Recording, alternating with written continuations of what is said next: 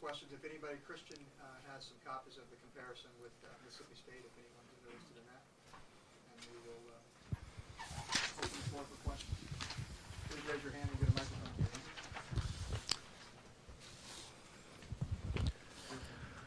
How's it going, guys? So you guys are, potentially if Mizzou gets a 6-win, going to a bowl, that you're losing out on, $6-10 million. How does the school anticipate making up for that lost revenue that you guys could have had? We will help the athletics department to get through that, most likely through a loan process. They'll have to pay us back, yeah. So the university will pay? We'll have to help them with that during the budget crisis. It would be a budget move as far as us being able to utilize some resources, but it'll be a payback method. So I think the athletics department did it when the move from the Big 12, similar to that. Jim, what if you could go back to the beginning of this process? What would you do differently that may have changed the way the process went? I don't think I'd do anything differently. I think we did everything right. Where it fell apart was with the NCAA staff and the organization.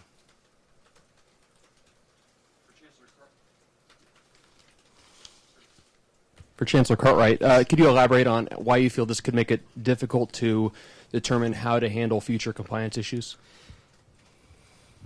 If you look at what we did, we acted with the highest integrity. We immediately self-reported. We opened up completely to the NCAA enforcement staff, worked with them, went through the process. We received exemplary cooperation throughout this entire process. And in the end, we received sanctions that others with comparable cases did not receive at all. That creates a truly chilling effect on compliance, because people look at this and wonder, if we do that, what will happen? Do you believe that the NCAA denied your appeal, or have you been told based on its merits or institutionally that they believe that they couldn't make a change? If you look at our statement, we reference a section from their decision where they talk about the membership needing to consider certain discrepancies and differences in terms of precedent and other ways that you would weigh into a decision on a case. And we feel that they had the authority to make a decision, but they chose to say that the membership needs to consider this. That, I think, they should have taken that on themselves and made a decision that was the right thing to do. If I have a committee at the university and we know that there's an injustice that could happen potentially because of particular processes that are in place, I would want them to bring that to me and say, look, there's a real concern here. We may want to think about doing this differently, and that's what I would hope the Appeals Committee would do. For Chancellor Cartwright and Jim, you guys have presented this as a potential landmark discussion about compliance nationally, and I know there are other programs that were watching this as a touch point in this discussion. You guys have said that could be a chilling effect. You've also said you will continue to do, what is right. Can it be both ways? What is the alternative to this if this is, compliance doesn't work? What is the alternative? What has to be done? That's a great question. I think that's the one for the membership of where we want to go from here. I think that our athletic directors, our presidents and chancellors and commissioners need to collectively decide where we want to go. And I think because the current system is broken.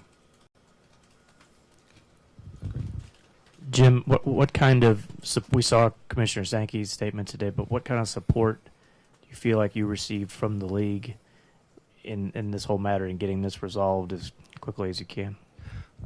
From the very start, they were there with us. They advised us. We notified them as soon as we found out that there was a violation. That when our tutor Kumar mentioned it to a staff member. We reported it. When she tried to hold us hostage, we told her we already had told the SEC and the NCAA on it, so there was nothing to hold us hostage over or try to leverage us. So we did that from the start, and the SEC has been supportive.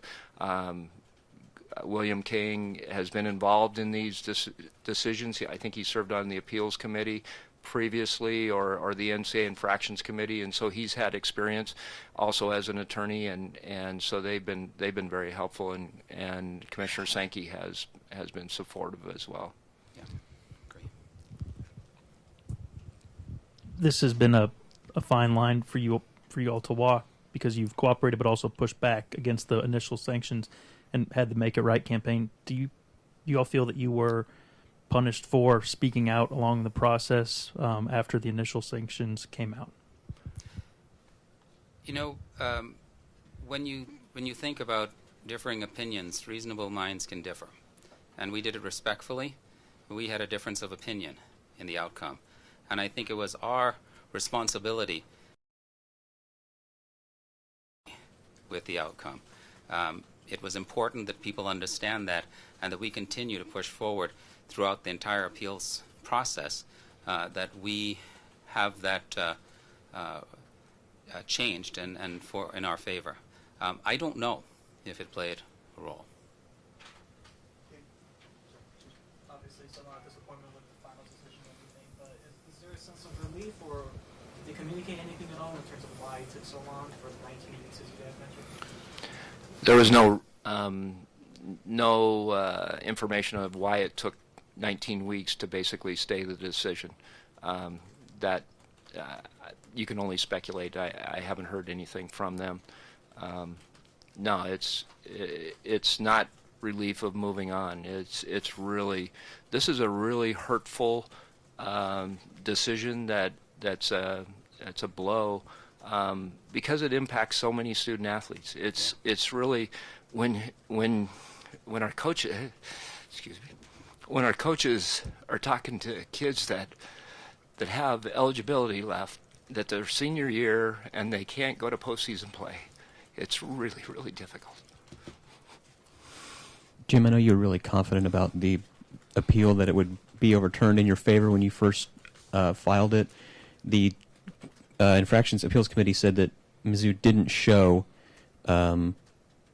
the analysis or rationale, failed to consider mitigating factors, all those things. Do you feel like you presented the strongest possible case to the Appeals Committee?